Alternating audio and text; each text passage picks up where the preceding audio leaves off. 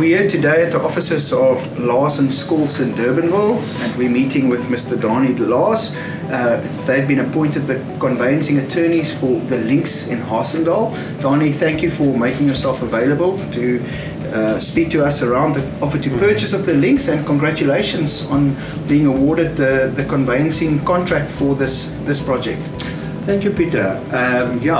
From my side, I also wish to say that it is indeed a privilege for us to have been appointed by such an esteemed developer to attend to the conveyancing of this specific project. It is indeed something that we treasure. And also, what a pleasure working with you guys, House of Realtors, such a professional team, so knowledgeable, and it's also indeed a privilege working with you guys. Thank you, Donnie. Donnie, today we're going to touch on some aspects of the offer to purchase, specifically to the links that's been highlighted in bold italics.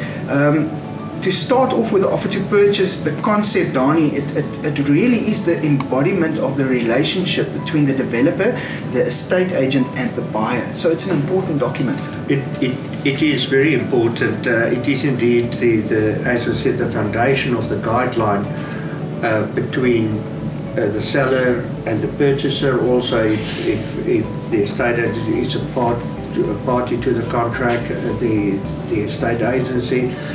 And both parties and all parties derive their rights and liabilities from this document, being the agreement of sale.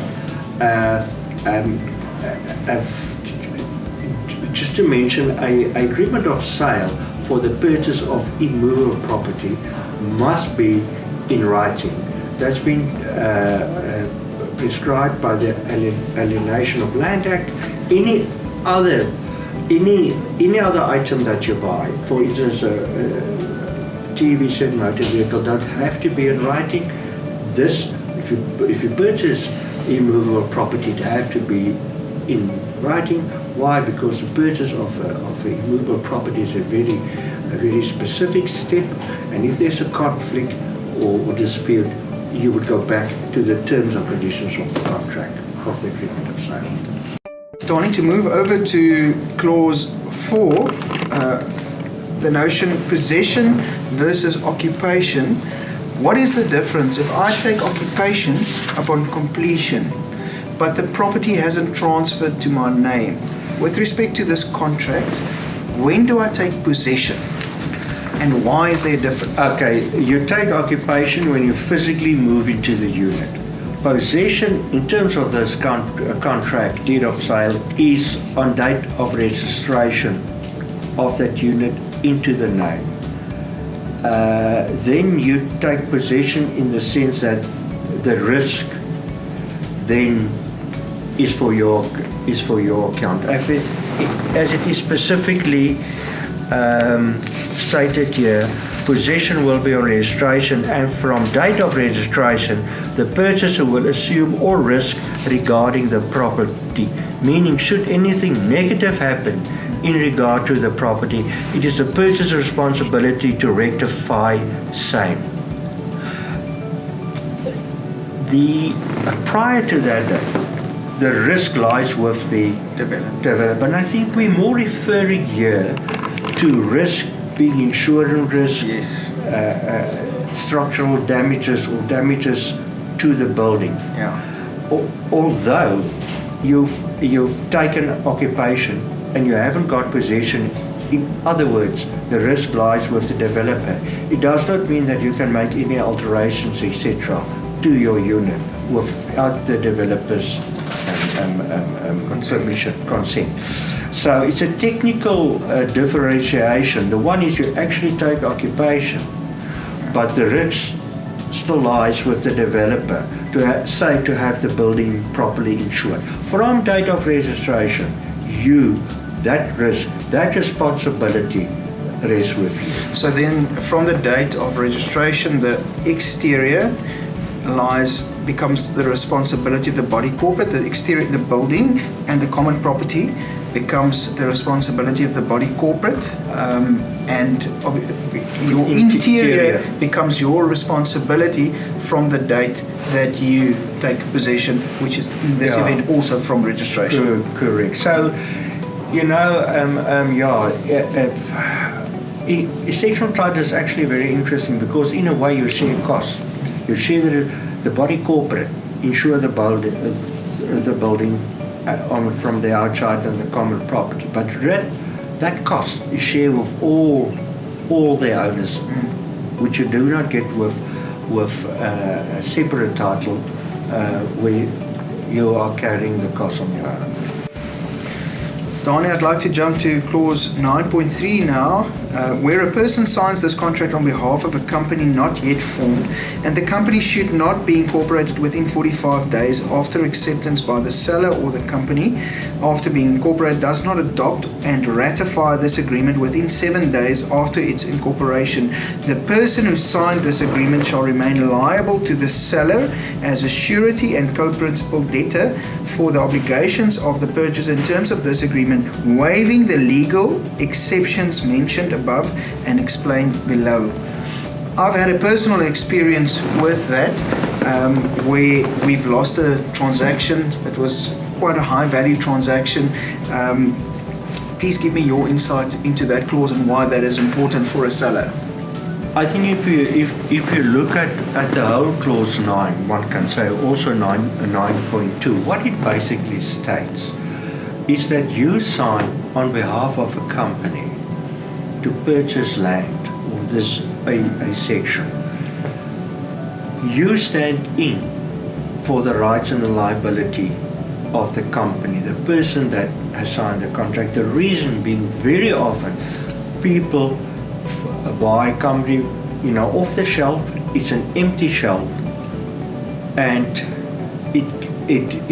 it has got no assets. It's got nothing. So, I think from your experience, perhaps also, the day before the registration, this guy or the so-called company can just decide to renegade on this deed of sale and walk away. And if the developer or the seller then wants to act and say, "Hi, I'm holding you liable for my damages," it means nothing because the company has got no assets. It's an empty shell. It's merely a piece of paper. So that's why the person that signed must make sure that he's got the proper authority resolution to sign on behalf of the company, and he must know if the developer sues the company and he gets no relief from the company, the entity as such, he can go after the signatory. Yeah. So please keep it in mind. And just a point that isn't specifically mentioned in this contract, parking allocation is a question that comes up frequently. No parking allocation will be done beforehand. That will only be done once the body corporate has been formed. Am I right in that statement? I think in terms of this contract, the parking allocation will be done by the developer in terms of the management rules, but there's in the conduct rules, there's also a provision that the body corporate can also allocate parking. Okay. But primarily, as I understand it, but we still got a long way to go, the allocation will be done by the developer. It's part of I think if you look on page 1 or 2, it states parking so and so and so. But the body corporate will also have the right to allocate parking, but that's fine the road ahead. So this is, as I understand it, at this stage. Perhaps when we open, they decide to give that right to the body corporate and not to the developer. But there's the option. Can either be allocated by the developer in terms of the Sectional Title Schemes Management Act or the body corporate. Okay. Moving on to warranties. It's a nice clause, and this is really the difference between buying a new property from a reputable developer, I have to add, and buying a second-hand property. So I'm going to read points 20.1.1, 2, 3 and 4, which is warranties that's furnished by the seller. It says in 20.1, the seller furnishes the warranty of quality in respect of the property, including both latent and patent defects, and warrants that the property shall be reasonably suitable for the purpose for which it was generally intended, of good quality, in good working order and free of any defect, usable and durable for a reasonable period of time, having regard to the use it will be put and all the surrounding circumstances of the supply, and compliant with any applicable standards set out under the Standards Act 29 of 93. The aforementioned warranty in terms of the Consumer Protection Act shall be applicable for a period of 6 months from the transfer date. In addition to that, the seller also furnishes to the purchaser the standard home builders warranty prescribed by the NHBRC or the National Home Builders Registration Council. That is the 5-year structural warranty. So that is quite a warranty, when buying a property. It's nice to know that it must be free of any defect. You've got 6 months after the date of transfer, which is most probably 7 to 8 months from the date of occupation. In which time all defects. But I also just want to discuss a point on this, is the process. Once the property is completed, we are going to sign a happy letter.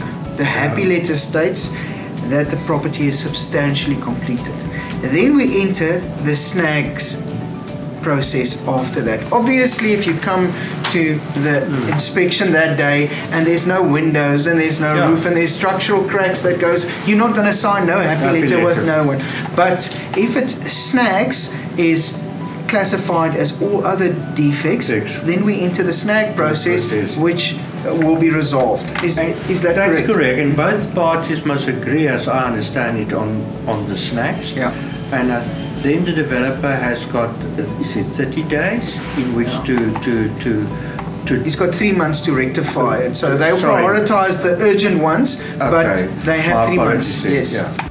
Donnie, thank you very much for sharing your wisdom, and I'm really looking forward to working with you on this project and exciting things to come. Thank you, Donnie.